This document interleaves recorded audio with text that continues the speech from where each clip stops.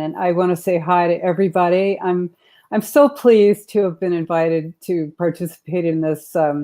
Well, let's just say it. This is an historic conference. This is the confluence of iconoclastic thinkers and creators of the Greater Reset.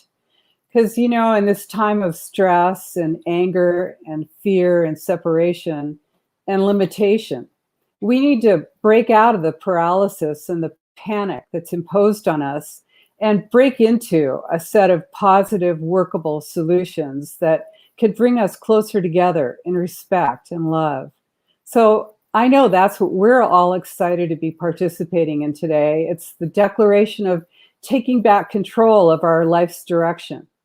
So as John said, my role today is to set the stage for the Greater Reset by looking at the World Economic Forum's Great Reset, the Fourth Industrial Revolution, the UN Agenda 2030, and of course the larger plan within which all of this revolves, which is United Nations Agenda 21, Sustainable Development, where we can agree that we're witnessing the Great Purge.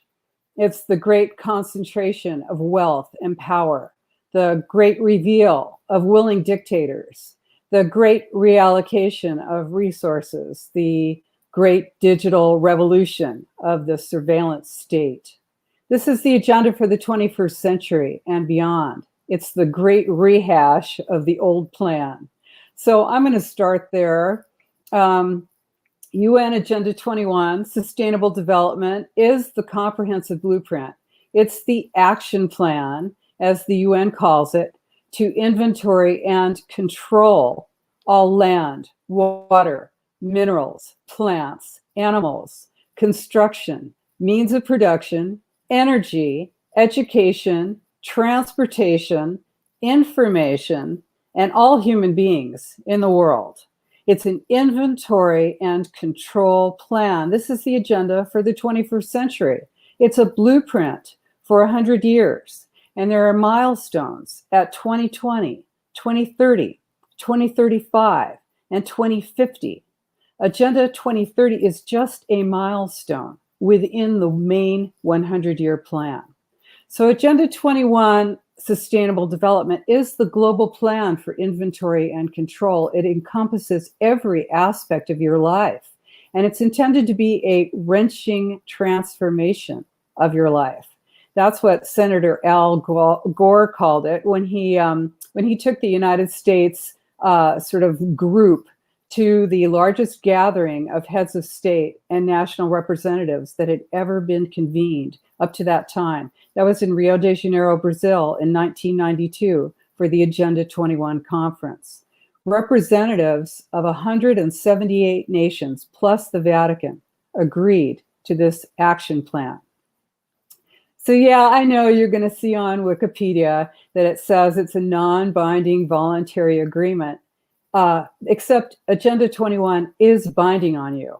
It's been written into the laws of your countries, all the way from China, all Western and Middle Eastern nations, all over the world, through a collaboration of government, corporations, and organizations and foundations. It's a global plan, but it's not an international plan. International means between nations, but this plan erases nations. It's global. It's a global plan that's implemented locally. So it has a different name everywhere, but it's the same plan. Every aspect of your life is affected. So it's in your school curricula, it's in your planning and building department, it's in your court system, in your healthcare system, it's everywhere. But they never call it Agenda 21.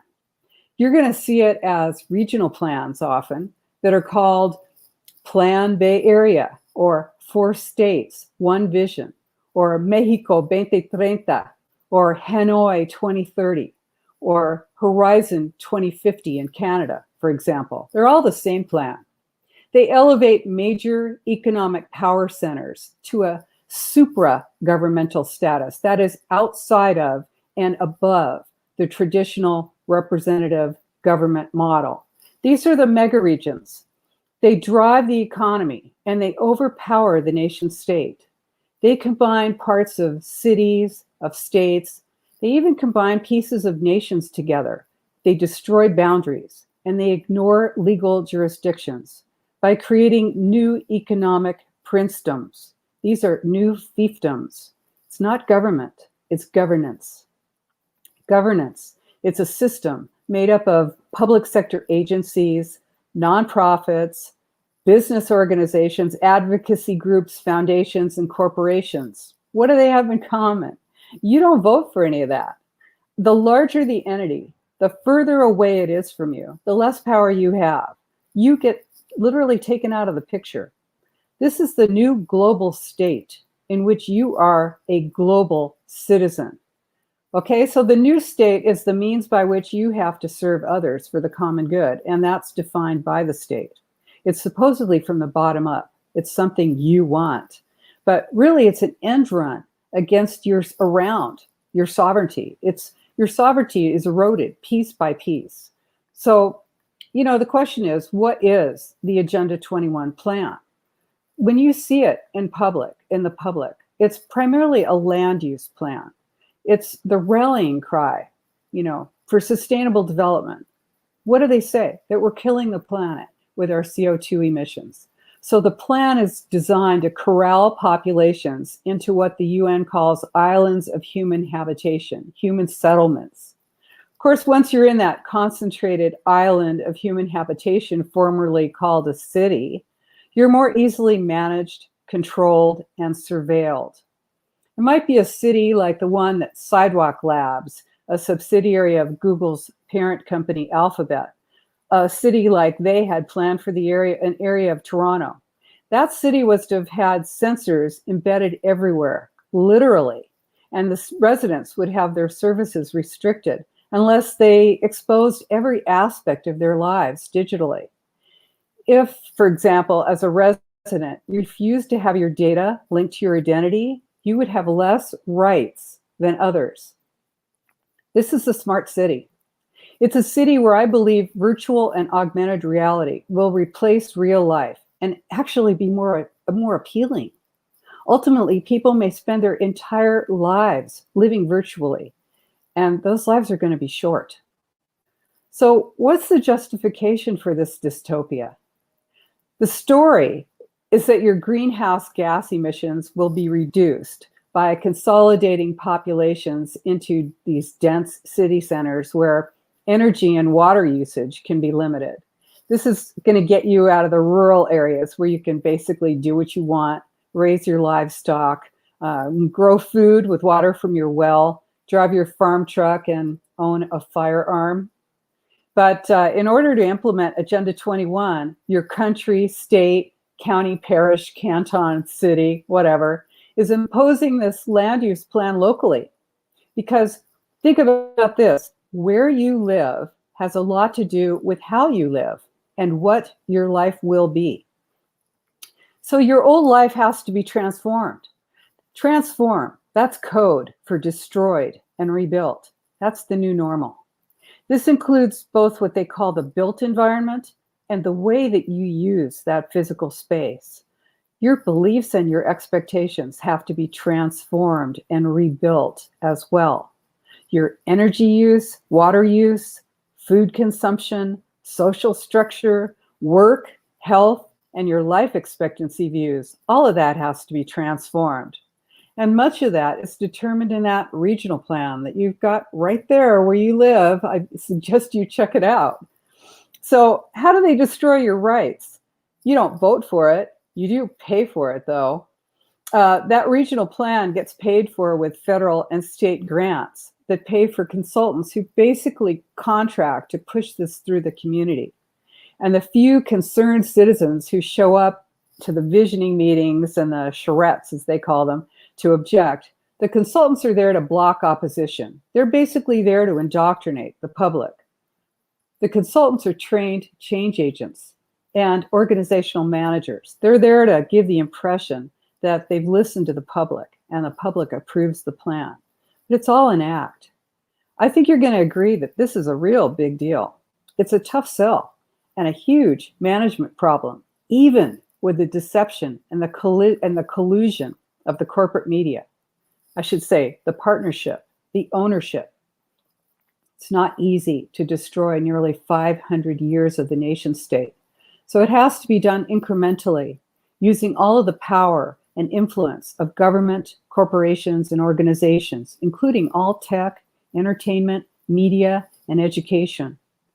This is a media mega corporate plan, a totally mega corporate plan. It's a joint partnership. It's a public-private partnership between government, the world's largest corporations, banking conglomerates, the big money foundations like the Ford and Rockefeller foundations, groups like the World Wildlife Fund and the National Religious Partnership for the Environment.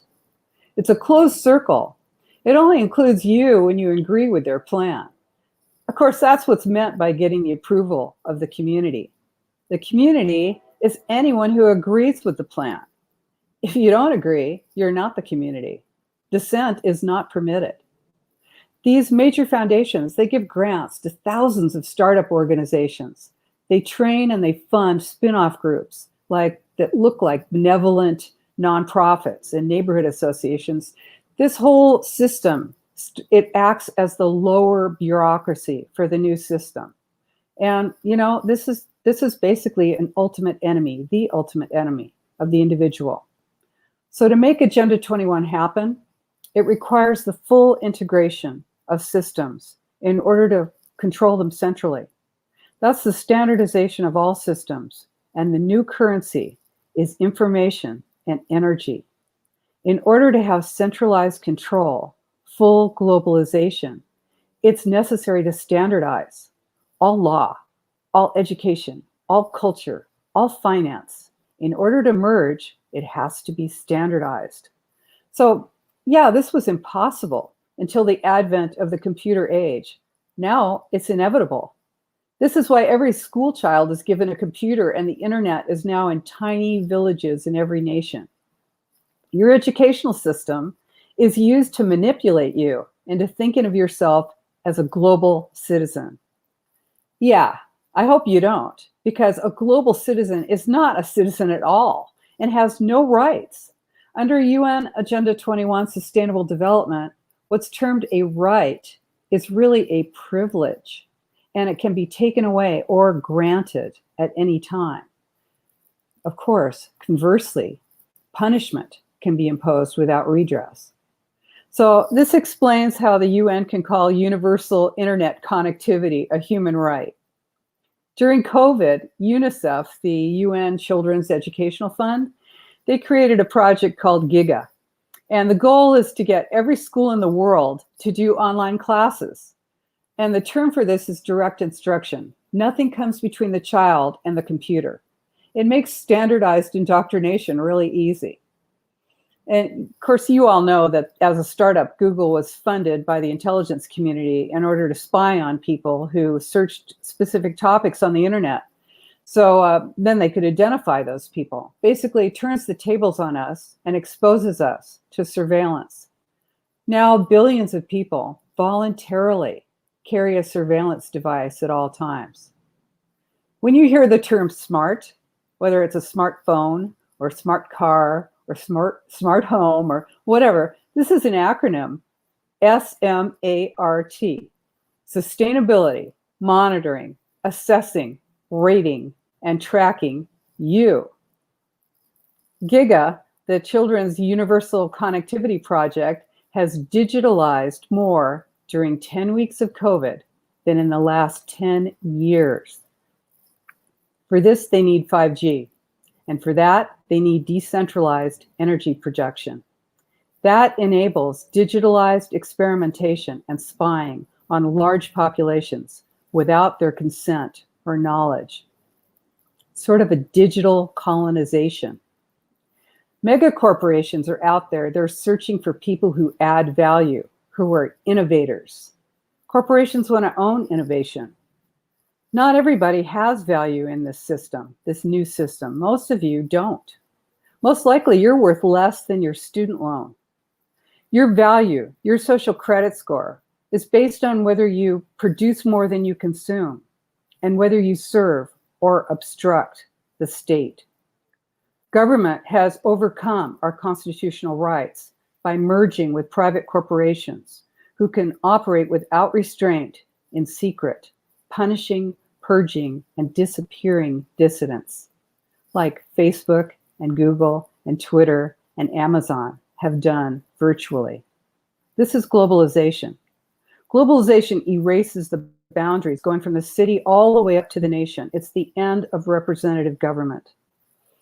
Now, I know you might think that government is an obstacle, it's a danger, and it doesn't represent you anyway, so who cares, right? Well, I do know who I'm speaking to here, and actually I agree. But at least in the United States, government was originally conceived as representative. It was like you were a busy farmer or a merchant, and you elected a representative who agreed to give up a few years of their life to handling that stuff so you didn't have to. These positions were never intended to be lifelong gigs. Now people like Pelosi and McConnell are in government for 50 years. Well, why is that? It's because they keep getting voted in. The money that elects them keeps them there. At the top, power has no party. So what do the globalist controllers want? Agenda 21 is designed for management efficiency. Mega corporations want to have harmonized, integrated laws and regulations, and as few as possible, so they don't have to change their business or retool to sell in different markets. They want no borders and open markets. They want to kill competition, no matter how small, and engineer demand. They want to deal with as few decision makers as possible, ideally just one. They want to merge with government. They want workers suited for the work needed and easily discarded. They want to own innovation, so they want direct connection with universities. They want to control all resources, human and natural, because humans are a resource, or more likely, you're a hindrance. Mega corporations need full control and total information. This is the digital revolution. It's the fourth industrial revolution. It is the Great Reset. The previous three industrial revolutions mainly focused on energy and hardware. Whether it was steam or gas or electronics, these new energies radically restructured society for the family, all the way from the family, basically to work, to cities, to government, everything completely restructured. This is the fourth industrial revolution now. The digital revolution. It's the explosion of technology moving faster than the speed of ethics and oversight, and it eclipses all previous three revolutions. It's from artificial intelligence having the potential to change the nature of the human being, to robotics being used for policing, to smart buildings and sensors that monitor us continuously. This revolution enables an uncertain future. The fourth industrial revolution, in the context of the first three, represents a phenomenal acceleration in terms of time and the ability to control the masses, transform and disrupt, build back better. When you hear that, know that you can't rebuild it unless you break it first. They call it the new social contract, the one you didn't agree to. The Great Reset concept that you won't own anything. You'll rent anything you need. You've got to look at that through the lens of private property. You are your most important private property. To lose ownership of your freedom of speech, of movement, basically of your free will, that means you lose what is most important to you. It reduces your expectations for a full life and forces you into a new era of austerity, of scarcity. That ain't easy. It's not easy to do this. The loss of freedom in the most vital of ways, the independence and privacy of the body and mind, that demands what they call the new normal. You don't come to that place without a major crisis. The self-styled globalist controllers who intend to totally disrupt the future, they considered what kind of a crisis would be necessary to make one world governance a reality, one that expands beyond the corporations into our homes and our bodies. The way I look at it, global crisis requires a global response, and that justifies global governance. It really takes a major crisis, a global crisis, to break the identification with your nation and your culture. Something like climate change, right? It creates an existential terror that we're destroying the planet and our entire way of life is a threat to its continued existence.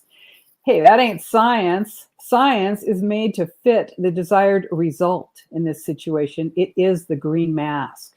So behind that mask of environmental concern, you find the lust for global, centralized, totalitarian control. The climate change threat is a stage, it's a phase. It's designed to prepare us for more restrictions and limitations. And now we're experiencing, of course, a much more pervasive and restrictive threat. They brought out the big gun. The new existential threat is COVID-19. In fact, the World Wildlife Fund says that COVID is, quote, nature's response to man's abuse of the environment. Unquote. Are they serious? Yeah, nature is a terrorist. So invisible, colorless, odorless, scarcely detectable, COVID is the new mask for the new normal. 9/11 was the justification for the security state. COVID enables the surveillance state. COVID justifies global enforcement. Truly tailor-made for the new world order.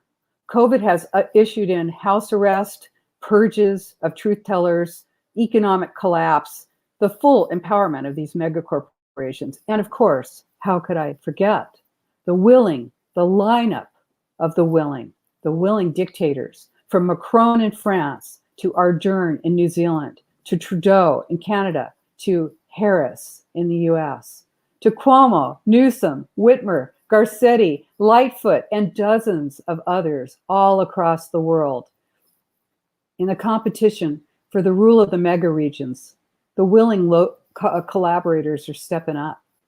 Locally as well, of course. And this is really what the last 4 years have been about.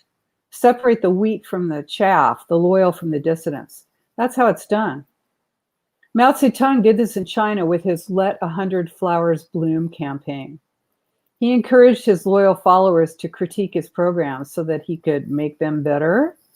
But really, he did it to identify and purge his critics, which he did. So what I'm talking about here is power. Those with power want to keep it. Those without it want it. There have always been people who wanted to control the world. What's changed is the capacity for control has expanded in velocity and scope in a way that has never before been possible. So now, as I conclude, I want to encourage you. I want to encourage you to be brave, to find the joy in simply being alive. Ask yourself, what do I value? Recognize, you yourself are part of the reason that we're in this situation. Have you preferred convenience to liberty? The free world requires liberty with responsibility, and that takes work. The work we do can be full of pitfalls, full of controlled opposition, which appears to be the answer, but instead is a sort of a greenwashed, candy-coated, twisted circle of propaganda that goes back to the green mask. So you've got to stop and think. Never go along to get along. Know that there will be no Switzerland in this new world, no place to hide. So the time to resist is now. Refuse to collaborate. Don't carry a smartphone. Don't volunteer to give your biometrics or DNA. Don't cooperate. Opt out while you can. And please prepare to work to stay free.